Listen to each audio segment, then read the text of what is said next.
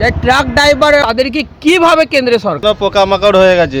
কেন্দ্র সরকারের ন্যাশনাল হাইওয়েগুলো এতটাই রাস্তা খারাপ, ট্রাক ড্রাইভার এবং যাবতীয় ড্রাইভারদের কি কষ্ট হয় তাদের মুখে। ব্রিজ আজীবন কাল এরকমই থেকে দেবে, আমরা ড্রাইভার দিকে সবসময় ঝুলছি, আমাদেরকে ঝুলেই থেকে যেতে হবে। রাস্তা আমরা ছোটো থেকে দেখে আসছি, এরকম খারাপ হয়ে আসছে, বুঝলে তো। রাস্তাকে বাগাইছে না, আর রাস্তা পথে ফ্লাইওভারটা এখন আমরা 2 বছর ধরে দেখে আসছি, ফ্লাইওভারের কোনো কাজই হয় না। দারুণ অবস্থা, 3-4 ঘন্টা থেকে জামাই আছি দাদা। রাস্তা খুব একটা ভালো নয় দাদা, খুব কষ্ট আছি আমরা, খুব খারাপ রাস্তা, পুরো বডি জার্কিং করে একবারে। 15 বছর ধরে আমরা এরকম ভাবেই বেরিয়েছি বা এরকমই আছে, এর থেকে আর পরিবর্তন কিছুই হয় মনে হয়। আর আশা করে আর হবে না ওভার ব্রিজ, আমরা আশাতেই বসে থাকি। আর গাড়ির জ্যাম, রাস্তা খারাপ, কি করবো।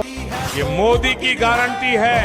তো আজ 6 বছর হয়ে গেল সিউড়ি ব্রিজ হচ্ছে, আমরা প্রচুর ভোগান্তিতে পড়েছি। ড্রাইভাররা রাস্তার যেন পোকামাকড় হয়ে গেছে, মানুষ তো লেনে কে দেনে পড়ে। ন্যাশনাল হাইওয়েগুলো এতটা খারাপ, প্রশ্ন করছে বাংলার মানুষ, বাংলা সাধারণ জনগণ মানুষ।